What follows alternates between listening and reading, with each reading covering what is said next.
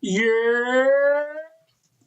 Peace and power to the people. We back up in that thing, man. Oh, yeah.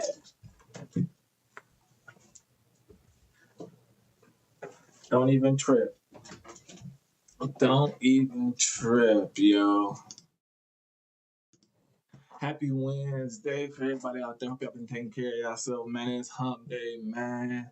You know, we here with this good information. Ready to see what downloads come in today. Ice is unveiled. I'm excited. Hope y'all been having a great day. I just got off work. Ready to roll up, smoke something. And just, really just unwind. So we starting that. I got the book here. I got both copies, the physical and the audio. And so that way we ain't missing nothing. Yeah. I ain't missing nothing. Got this shit with the highlighter. Yeah. Following along. And so today's objective, I like to typically do about 30 minutes. Like 30 minutes. Like my daily reading goal is 2 hours, but I ain't finna be on this bitch for 2 hours with y'all. I could, but I feel like I might miss something or something. So let me see.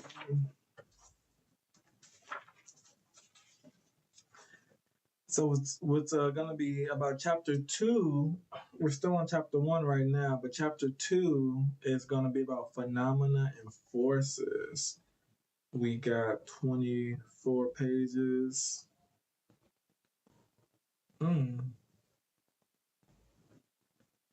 Okay. So lost art. Hold on, we've been crank it up. Hold on, we've been crank it up.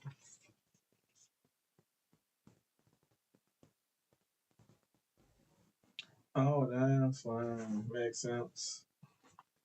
Okay.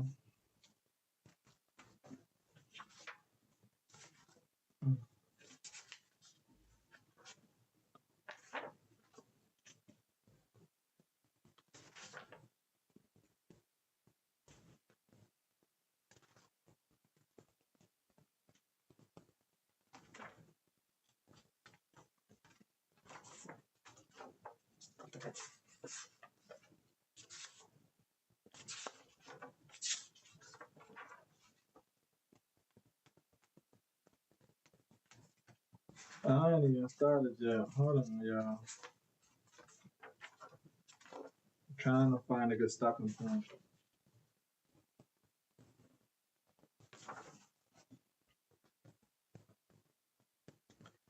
Okay, so we're gonna stop at page 60. I want to say 68, 69, 59 to 68, 9 pages. Yeah, so let's do 9. Yeah, so we're gonna do 9 pages. We're gonna cover the servility of society, prejudice and bigotry of men of science. They are chased by physical phenomena all the way into the lost art. So let's crank it up. In such matters as demonstrated facts. They distinguish the apparitions by the names of manes and anima and umbra. The manes descending after the decease of the individual into the underworld. The very existence of such a belief and evidence that thinking philosopher and unreasoning savage have both been compelled to acknowledge the testimony of their senses. That if that in isolated instances, spectral illusion may have resulted from physical causes. On the other hand, in thousands of instances, apparitions of persons have held converse with several individuals at once, who saw and heard them collectively and could not have all been diseased in mind. The greatest thinkers of Greece and Rome regarded such matters as demonstrated facts. They distinguished the apparitions by the names of manes and anima and umbra. The manes descending after the decease of the individual into the underworld. The anima, or pure spirit, ascending to heaven. and the restless Umbra, earthbound spirit, hovering above its tomb, because the attraction of matter and love of its earthly body prevailed in it and prevented its ascension to higher regions. Terra legit carnem, tumulum, circumvolet Umbra, orcus habet manes, spiritus astra petit, says Ovid, speaking of the threefold constituents of the souls. But all such definitions must be subjected to the careful analysis of philosophy. Too many of our thinkers do not consider that numerous changes in language, the allegorical phraseology and evident secretiveness of old mystic writers, who were generally under an obligation never to divulge the solemn secrets of the sanctuary, might have sadly mizzled translators and commentators. The phrases of the medieval alchemists they read literally, and even the veiled symbology of Plato is commonly misunderstood by the modern scholar. One day they may learn to know better, and so become aware that the method of extreme necessarianism was practiced in ancient as well as in modern philosophy. That from the first ages of man, the fundamental truths of all that were permitted to know on earth was in safe keeping of the adepts of the sanctuary. That the difference in the creeds and religious practice was only external, and that those guardians of the primitive divine revelation, who had solved every problem that is within the grasp of human intellect, were bound together by a universal freemasonry of science and philosophy, which formed one unbroken chain around the globe. It is for philology and psychology to find the end of the thread. That done, it will then be ascertained that by relaxing one single loop of the old religious system, the chain of mystery may be disentangled. The neglect and withholding of these proofs have driven such eminent minds as Hare and Wallace and other men of power into the fold of modern spiritualism. At the same time, it has forced others, congenitally devoid of spiritual intuitions, into a gross materialism that figures under various names. But we see no utility in prosecuting the subject further, for though, in the opinion of most of our contemporaries, there has been but one day of learning, in whose twilight stood the older philosophers, and whose noontide brightness is all our own. And though the testimony of scores of ancient and medieval thinkers has proved valueless to modern experimenters, as though the world dated from AD 1 and all knowledge were of recent growth, we will not lose hope or courage. The moment is more opportune than ever for review of old philosophies. Archaeologists, philologists, astronomers, chemists, and physicists are getting nearer and nearer to the point where they will be forced to consider them. Physical science has already reached its limits of exploration. Dogmatic theology sees the springs of its inspiration dry.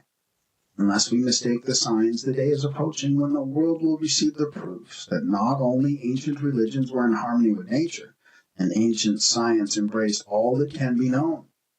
Secrets long kept may be revealed, books long forgotten, and arts long time past may be brought out into light again. Papyri and parchments of inestimable importance will turn up in the hands of men who pretend to have unrolled them from mummies, or stumbled upon them in buried crypts. Tablets and pillars, whose sculptured revelations will stagger theologians and confound scientists, may yet be excavated and interpreted. Who knows the possibilities of the future? An era of disenchantment and rebuilding will soon begin, nay, has already begun. The cycle has almost run its course. A new one is about to begin, and the future pages of history may contain full evidence and convey full proof that, if ancestry can be in aught believed, descending spirits have conversed with man and told him the secrets of the world unknown. Chapter 2. Pride, where wit fails, steps into our defense and fills up the almighty void of sense. Hope. But why should the operations of nature be changed? There may be a deeper philosophy than we dream of, a philosophy that discovers the secrets of nature, but does not alter by penetrating them, its course. Bulwer. Is it enough for man to know that he exists? Is it enough to be formed a human being to enable him to deserve the appellation of man?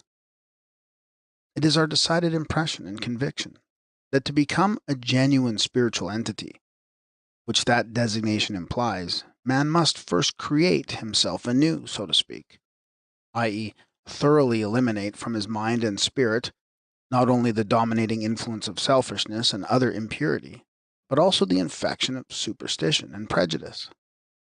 The latter is far different from what we commonly term antipathy or sympathy. We are at first irresistibly or unwittingly drawn with its dark circle by that peculiar influence, that powerful current of magnetism which emanates from ideas as well as from physical bodies. By this we are surrounded, and finally prevented through moral cowardice, fear of public opinion, from stepping out of it. It is rare that men regard a thing in either its true or false light, accepting the conclusion by the free action of their own judgment. Quite the reverse. The conclusion is more commonly reached by blindly adopting the opinion current at the hour among those whom they associate. A church member will not pay an absurdly high price for his pew, any more than a materialist will go twice to listen to Mr. Huxley's talk on evolution, because they think it is the right thing to do, but merely because Mr. and Mrs. So-and-so have done it, and these personages are the S and the S's. The same holds good with everything else. If psychology had its Darwin, the descent of man as regards moral qualities might have been found inseparably linked with that of his physical form. Society in its servile condition suggests to the intelligent observer of its mimicry a kinship between the simia and human beings, even more striking than it is exhibited in the external marks pointed out by the great anthropologist.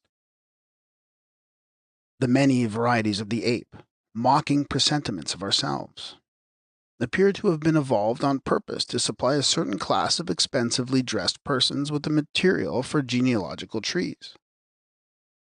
Science is daily and rapidly moving toward the great discoveries in chemistry and physics, organology and anthropology. Learned men ought to be free from preconceptions and prejudices of every kind. Yet although thought and opinion are now free, scientists are still the same men as of old. An utopian dreamer is he who thinks that man ever changes with the evolution and development of new ideas. The soil may be well fertilized and made to yield with every year a greater and better variety of fruit, but dig a little deeper than the stratum required for the crop, and the same earth will be found in the subsoil as was there before the first furrow was turned. Not many years ago, the person who questioned the infallibility of some theological dogma was branded at once an iconoclast and an infidel. Vae victis. Science has conquered. But in its turn, the victor claims the same infallibility, though it equally fails to prove it's right. Tempora mutantur, et nu mutamur in illis. The saying of the good old Lotharius applies to the case. Nevertheless, we feel as if we had some right to question the high priests of science. For many years we have watched the development and growth of that apple of discord, modern spiritualism, familiar with its literature both in Europe and America. We have closely and eagerly witnessed its interminable controversies and compared its contradictory hypotheses. Many educated men and women, heterodox spiritualists of course, have tried to fathom the protean phenomena. The only result was that they came to the following conclusion. Whatever may be the reason for these constant failures, whether such are to be laid at the door of the investigators themselves or to the secret force at work, it is at least proved that, in proportion as the psychological manifestations increase in frequency and variety, the darkness surrounding their origin becomes more impenetrable. That phenomena are actually witnessed, mysterious in their nature, generally and perhaps wrongly termed spiritual, and is now idle to deny. Allowing a large discount for a clever fraud, what remains is quite serious enough to demand the careful scrutiny of science. Hyper se moave, the sentence spoken ages since, has passed into the category of household words. The courage of Galileo is now requiring to fling it into the face of the Academy. Psychological phenomena are already on the offensive. The position assumed by modern scientists is that even though the occurrence of a certain mysterious phenomenon in the presence of some mediums be a fact, there is no proof that they are not due to some abnormal nervous condition of those individuals. The possibility they may produce by returning human spirits need not be considered until the other question is decided. Little exception can be taken to this position. Unquestionably, the burden of proof rests upon those who assert the agency of spirits. If the scientists would grapple with the subject in good faith, showing an earnest desire to solve the perplexing mystery, instead of treating it with the undignified and unprofessional contempt, they would be open to no censure. True, the great majority of spiritual communications are calculated to disgust investigators and even modern intelligence. Even when genuine, they are trivial, commonplace, and often vulgar. During the past 20 years, we've received, through various mediums, messages purporting to be from Shakespeare, Byron, Franklin, Peter the Great, Napoleon, and Josephine, and even from Voltaire. The general impression made upon us is that the French conqueror and his consorts seem to have forgotten how to spell words correctly. Shakespeare and Byron had become chronic inebriates, and Voltaire had turned an imbecile. Who can blame men trained to habits of exactitude, or even simply well-educated persons, for hastily concluding that when so much palpable fraud lies upon the surface, there can hardly be truth that they should go to the bottom? The huckstering about of pompous names attached to idiotic communications has given the scientific stomach such an indigestion that it cannot assimilate even the great truth which lies on the telegraphic plateau of this ocean of psychological phenomena. They judge by its surface, covered with froth and scum. But they might with equal propriety deny that there is any clear water in the depths of the sea, when an oily scum was floating upon the surface. Therefore, if on one hand we cannot very well blame them for stepping back at the first sight of what seems really repulsive, we do and have the right to censure them for their unwillingness to explore deeper. Neither pearls nor diamonds are to be found lying loosely on the ground, and these persons act as unwisely as would a professional diver, who should reject an oyster on account of its filthy and slimy appearance, when by opening it he might find a precious pearl inside the shell. Even the just and severe rebukes of some of their leading men are of no avail, and the fear on the part of men of science to investigate such an unpopular subject seems to have now become a general panic. The phenomena chase the scientists, and the scientists run away from the phenomena. Very pointedly remarks M.A.N. Aksakoff in an able article on mediumism and the St. Petersburg Scientific Committee. The attitude of this body of professors toward the subject which they had pledged themselves to investigate was throughout simply disgraceful. Their premature and prearranged report was so evidently partial and inconclusive as to call out a scornful protest even from unbelievers. The inconsistency of the logic of our learned gentlemen against the philosophy of spiritualism proper is admirably pointed out by Professor John Fiske, one of their own body, in a recent philosophical work, The Unseen World, while showing that from the very definition of the terms matter and spirit, the existence of spirit cannot be demonstrated to the senses, and that thus no theory is amenable to scientific tests. He deals a severe blow at his colleagues in the following lines. The testimony in such a case, he says, must, under the conditions of the present life, be forever inaccessible. It lies wholly outside the range of experience. However abundant it may be, we cannot expect to meet it, and accordingly, our failure to produce it does not raise even the slightest presumption against our theory. When conceived in this way, the belief in the future life is without scientific support, but at the same time it is placed beyond the need of scientific support in the range of scientific criticism. It is a belief which no imaginable future advance of physical discovery can in any way impugn. It is a belief which is in no sense irrational, and which may be logically entertained without in the least affecting our scientific habit of mind, or influencing our scientific conclusions. If now, he adds, men of science will accept the position that spirit is not matter, nor governed by the laws of matter, and refrain from speculations concerning its restricted by their knowledge of material things, they will withdraw what it is to men of religion, at present their principal cause of irritation. But they will do no such thing.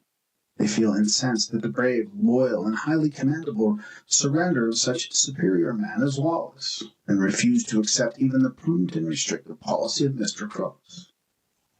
No other claim is advanced for a hearing of the opinions contained in the present work, than that they are based upon many years of study of both ancient magic and its modern form, spiritualism. The former, even now, when phenomena of the same nature have become so familiar to all, is commonly set down as clever jugglery. The latter, when overwhelming evidence precludes the possibility of truthfully declaring it charlatanry, is denominated an universal hallucination. Many years of wandering among heathen and Christian magicians, occultists, mesmerizers, and the tutti quanti of white and black art ought to be sufficient, we think, to give us a certain right to feel competent to take a practical view on this doubted and very complicated question. We have associated with the fakirs, the holy men of India, and seen them when in intercourse with the Petries. We have watched the proceedings and modus operandi of the howling and dancing dervishes, held friendly communications with the marabouts of European and Asiatic Turkey, and the serpent charmers of Damascus and Benares have but few secrets that we have not had the fortune to study. Therefore, when scientists who have never had an opportunity of living among those oriental jugglers and can judge at the best but superficially, tell us that there is not in their performances but mere tricks of prestidigitation, we cannot help feeling a profound regret for such hasty conclusions. That such pretentious claims should be made to a thorough analysis of the powers of nature, and at the same time such unpardonable neglect displayed of questions of purely psychological and physiological character, and astounding phenomena rejected without either examination or appeal, is an exhibition of inconsistency, strongly savoring of timidity, if not of moral obliquity. If, therefore, we should ever receive from some contemporaneous Faraday the same fling that the gentleman made years since, with more sincerity than good breeding, he said that many dogs may have the power of coming to much more logical conclusions than some spiritualists. We fear we must persist. Abuse is not argument, least of all proof. Because such men as Huxley and Tyndall denominate spiritualism a degrading belief, and Oriental magic jugglery, they cannot thereby take from truth its verity. Skepticism, whether it proceeds from a scientific or an ignorant brain, is unable to overturn the immortality of our souls, if such immortality is a fact, and plunge them into post-mortem annihilation. Reason is subject to error, says Aristotle, so is opinion, and the personal views of the most learned philosopher are often more liable to be proved erroneous than the plain common sense of his own illiterate cook. In the tales of the impious Caliph, Orakius Hassan Oglu, the Arabian sage, holds wise discourse. Beware, O my son, of self-incense, he says. It is the most dangerous on account of its agreeable intoxication. Profit by thy own wisdom, but learn to respect the wisdom of thy fathers likewise.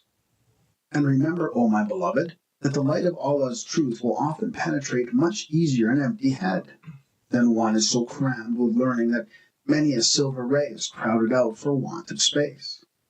Such is the case with our overwise Cadi. These representatives of modern science in both hemispheres seem never to have exhibited more scorn, or to have felt more bitterly toward the unsolvable mystery, than since Mr. Cooks began the investigation of the phenomena in London. This courageous gentleman was the first to introduce to the public one of those alleged materialized sentries that guard the forbidden gates. Following after him, several other learned members of the scientific body had the rare integrity, combined with a degree of courage, which, in view of the unpopularity of the subject, may be deemed heroic, to take the phenomena in hand. But alas, although the spirit indeed was willing, the mortal flesh proved weak. Ridicule was more than the majority of them could bear, and so the heaviest burden was thrown upon the shoulders of Mr. Crooks. An account of the benefit this gentleman reaped from his disinterested investigations, and the thanks he received from his own brother scientists, can be found in his 3 pamphlets, entitled Researches in the Phenomena of Spiritualism.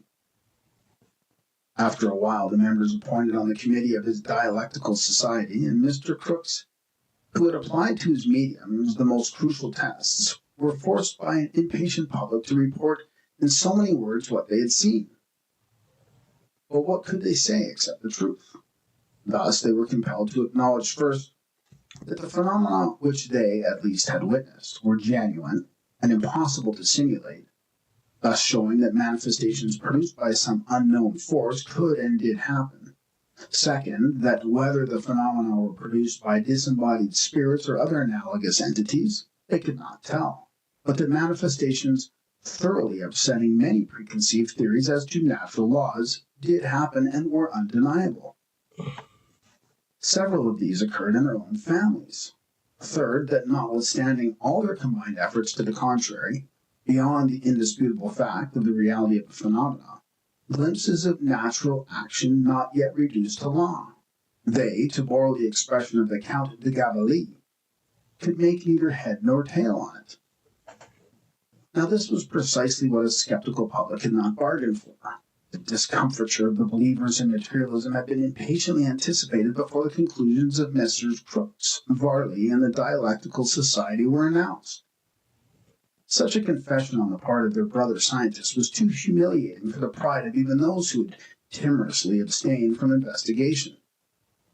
It was regarded as really too much, that such vulgar and repulsive manifestations of phenomena, which had always, by common consent of educated people, been regarded as nursery tales, fit only to amuse historical servant girls and afford revenue to professional somnambulists, that manifestations which had been consigned by the Academy and Institute of Paris to oblivion should so impertinently elude detection at the hands of experts in physical sciences. A tornado of indignation followed the confession. Mr. Crookes depicts in his pamphlet on psychic force. He heads it very pointedly with a quotation from Galvani. I am attacked by two very opposite sects, the scientists and the know-nothings. Yet I know that I have discovered one of the greatest forces in nature. He then proceeds. It was taken for granted that the results of my experiments would be in accordance with their preconceptions. What they really desired was not the truth, but an additional witness in favor of their own foregone conclusions. When they found the facts which that investigation established could not be made to fit those opinions, why, so much the worse for the facts. They tried to creep out of their own confident recommendations of the inquiry by declaring that Mr. Home is a clever conjurer who has duped us all.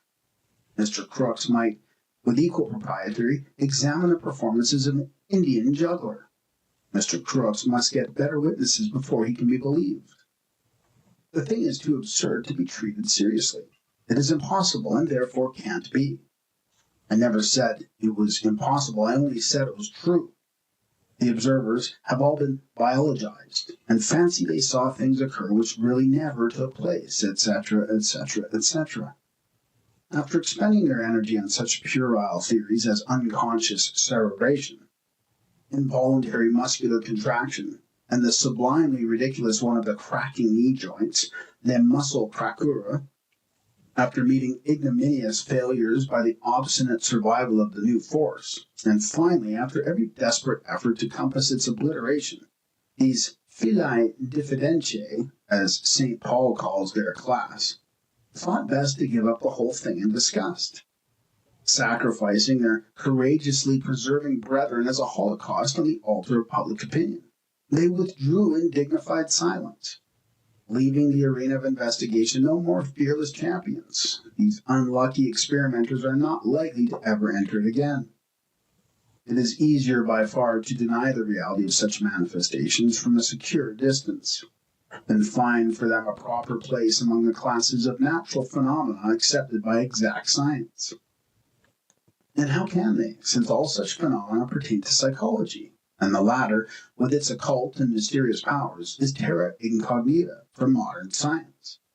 Thus, powerless to explain that which proceeds directly from the nature of the human soul itself, the existence of which most of them deny, Unwilling at the same time to confess their ignorance, scientists retaliate very unjustly on those who believe in the evidence of their senses without any pretense to science. A kick from thee, O Jupiter, is sweet, says the poet Tchaikovsky, in old Russian tragedy. Rude as those Jupiters of science may be occasionally toward us credulous mortals, their vast learning in less abstruse questions we need, if not their manners, entitles them to public respect. But unfortunately it is not the gods who shout the loudest. The eloquent Tertullian, speaking of Satan and his imps, whom he accuses of ever mimicking the Creator's works, denominates them the monkeys of God. It is fortunate for the philosophicules that we have no modern Tertullian to consign them to an immortality of contempt as the monkeys of science. But to return to genuine scientists, phenomena of a merely objective character, says A.N. Aksakov, force themselves upon the representatives of exact sciences for investigation and explanation. But the high priests of science, in the face of apparently such a simple question, are totally disconcerted. This subject seems to have the privilege of forcing them to betray not only the highest code of morality, truth, but also the supreme law of science, experiment. They feel that there is something too serious underlying.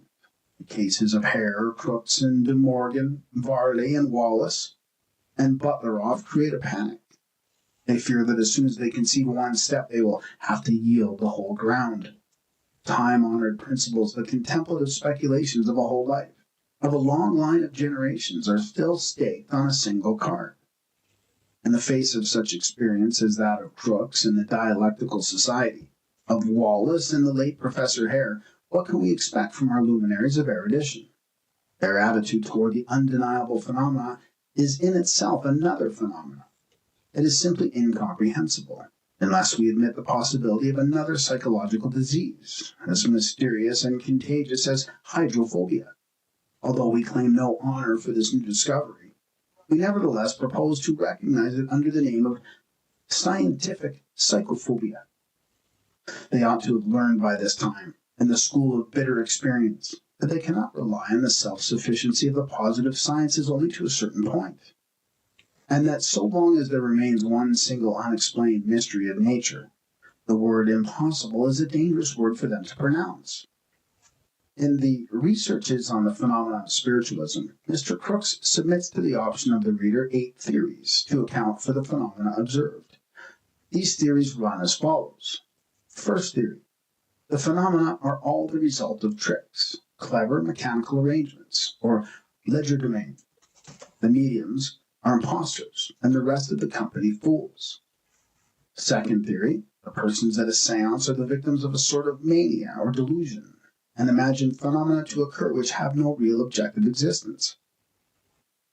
Third theory: the whole is the result of conscious or unconscious cerebral action. Fourth theory: the result of the spirit of the medium, perhaps in association with the spirits of some or all of the people present.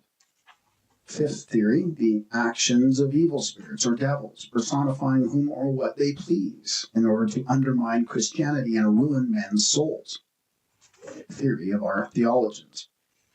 Sixth theory: the actions of a separate order of beings living on this earth, but invisible and immaterial to us, able, however, occasionally to manifest their presence, known in almost all countries and ages as demons, not necessarily bad, gnomes, fairies, kobolds, elves, goblins, puck, etc., one of the claims of the Kabbalists. Seventh theory: the actions of departed human beings, the spiritual theory par excellence. Eighth theory: the psychic force, an adjunct to the fourth, fifth, sixth, and seventh theories. The first of these theories, having been proved valid only in exceptional, though unfortunately still too frequent cases, must be ruled out as having no material bearing upon the phenomena themselves.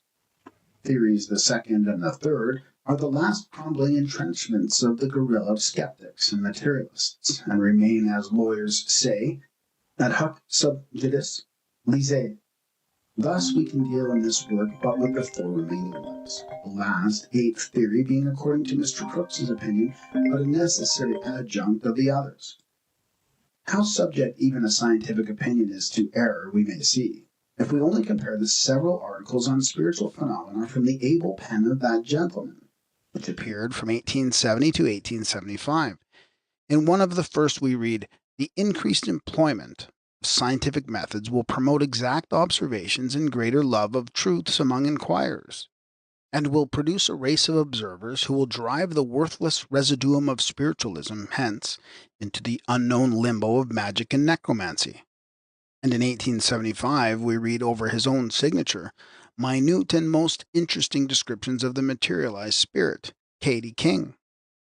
It is hardly possible to suppose that Mr. Crookes could be under electrobiological influence or hallucination for 2 or 3 consecutive years. The spirit appeared in his own house, in his library, under the most crucial tests, and was seen, felt, and heard by hundreds of persons. But Mr. Crookes denies that he ever took Katie King for a disembodied spirit. What was it then? If it was not Miss Florence Cook, and his word is our sufficient guarantee for it, then it was either the spirit of one who had lived on earth, or one of those that come directly under the 6th theory of the 8 the eminent scientist offers to the public choice. It must have been one of those classes named fairies, kobolds, gnomes, elves, goblins, or a puck. Yes, Katie King must have been a fairy, a Titania. For to a fairy only could be applied, with propriety, the following poetic effusion, which Mr. Crookes quotes in describing this wonderful spirit. "Round her she made an atmosphere of life. The very air seemed lighter from her eyes. They were so soft and beautiful and rife, with all we can imagine of the skies. Her overpowering presence makes you feel it would not be idolatry to kneel." And thus, after having written in 1870 his severe sentence against spiritualism and magic, after saying that even at the moment he believed the whole affair a superstition, or at least an unexplained trick, a delusion of the senses, Mr. Crookes in 1875 closes his letter with the following memorable words: "To imagine, I say, the Katie King of the last 3 years to be the result of imposture does more violence to one's reason and common sense than to believe her to be what she herself affirms. This last remark, moreover, conclusively proves that 1. Notwithstanding Mr. Crookes' full convictions that the somebody calling herself Katie King was neither the medium nor some confederate, but on the contrary an unknown force in nature, which, like love, laughs at locksmiths. And 2. That hitherto unrecognized form of force, albeit it had become with him not a matter of opinion but of absolute knowledge, the eminent investigator still did not abandon to the last his skeptical attitude toward the question. In short, he firmly believes in the phenomena, but cannot accept the idea of its being the human spirit of a departed somebody."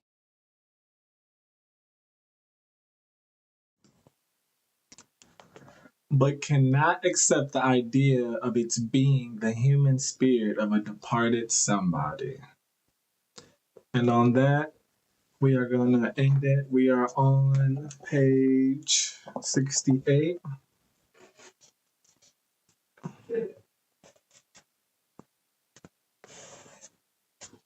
We're on page 68, excuse me. I got it marked. Page 68 at the bottom. And right on the book for those in the back.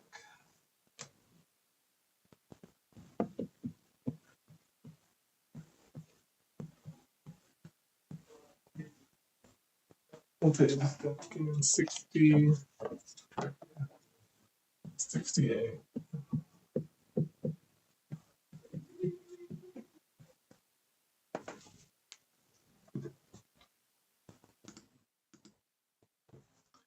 Peace and power to the people.